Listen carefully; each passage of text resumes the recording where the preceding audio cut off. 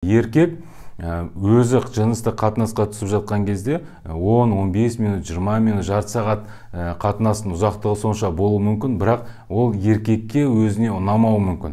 Енді қайдан білесің тез бітіретінін десем, қолмен мастурбация жасаған кезде тез бітірем дейді. Ол мастурбация жасаған жігіттер міндетті түрде тез бітіреді. Мүше жатып бара жатқан кезде ағза оны шығарып жіберуге тырысады. Сол үшін эректильді дисфункцияның өзі тез бітіруге алып келуі мүмкін.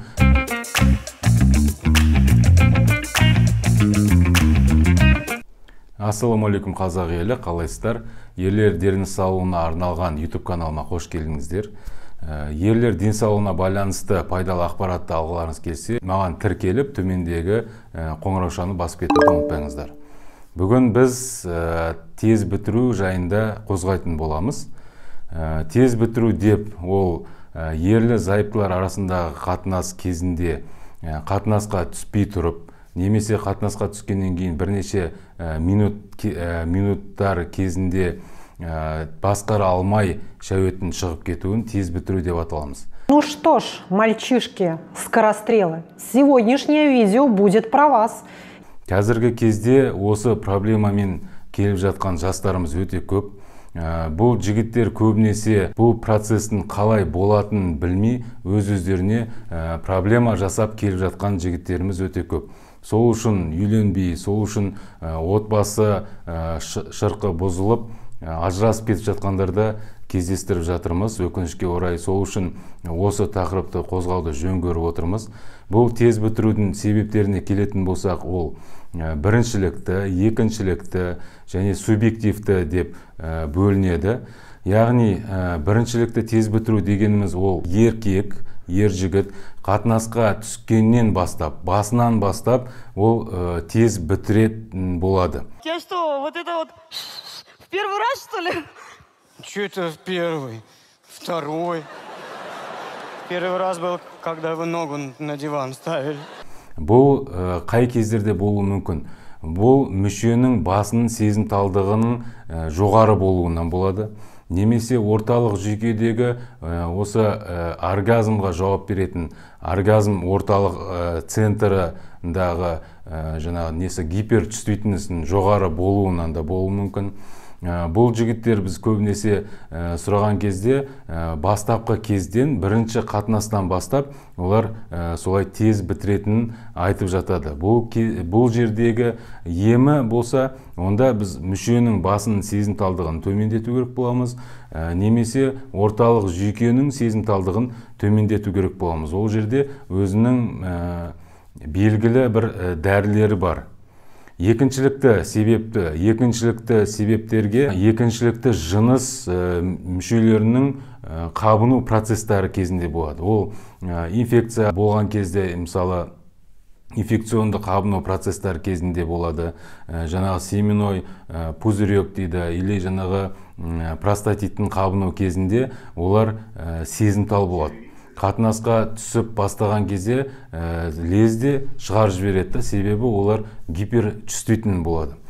Үшіншісі жаңағы субъективті деген ол, мысалы, еркек өзі жыныстық қатынасқа түсіп жатқан кезде 10-15 минут, 20 минут, жарты сағат қатынастың ұзақтығы сонша болуы мүмкін, бірақ ол еркекке өзіне ұнамауы мүмкін. Бұл негізі біз сұраймыз, қатынас кезінде неше уақытқа дейін созылады деп. Нормада, мысалы, 2,5 минуттан жоғары, көп статистика бойынша 2,5 минуттан жоғары қатынас ол норма болып саналады. Немесе екі жақ әйел, еркекті екеуі бір қанағаттанса, ол норма болып саналады.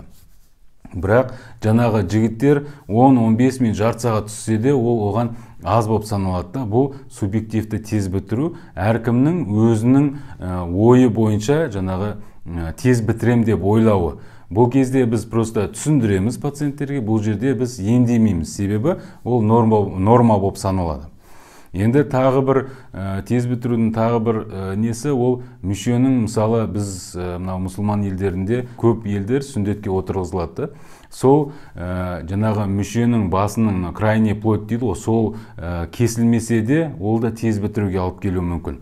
Себебі мүшенің басы ол жаңағы нені сезімталдықты арттырады. Мүшенің басы жабық тұрғандықтан мүшенің басы сезімтал болады.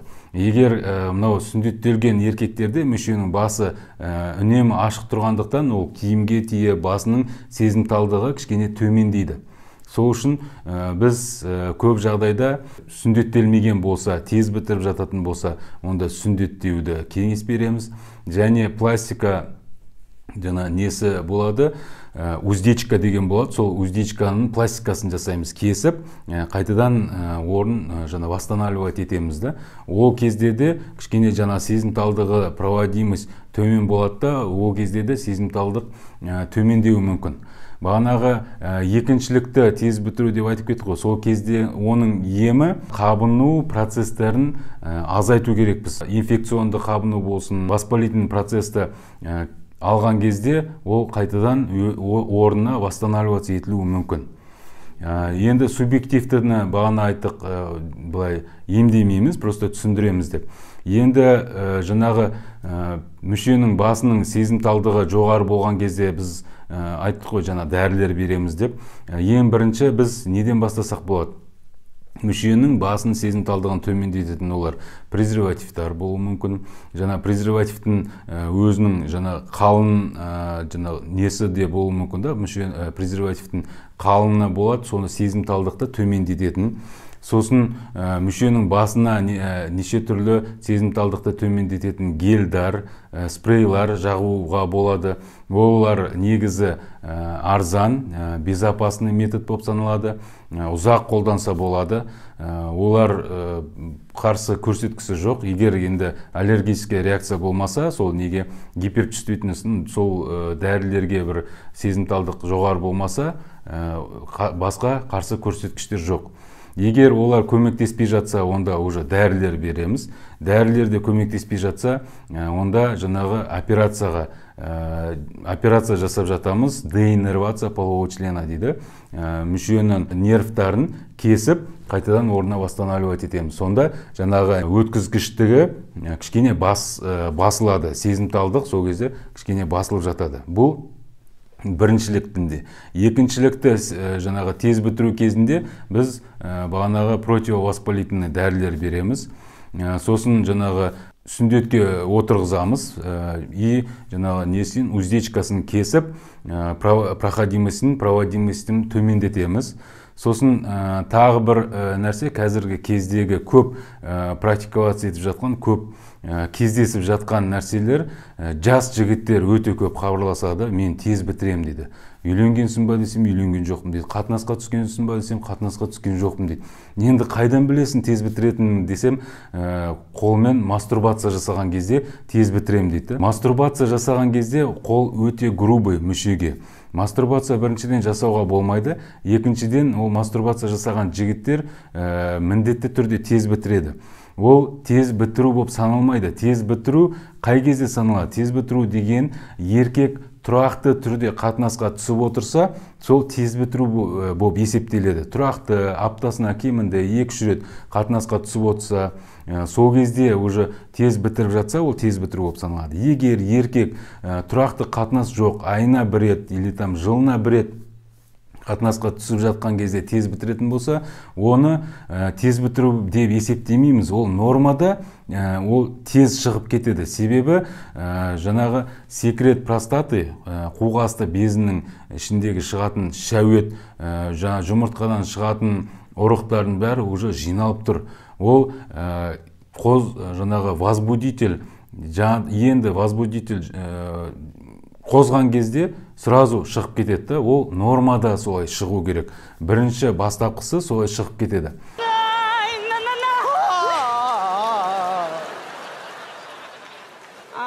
Вот и третий. Кейін қатынасқа тұрақты түсіп бастаған кезде оның уақытысы созылады.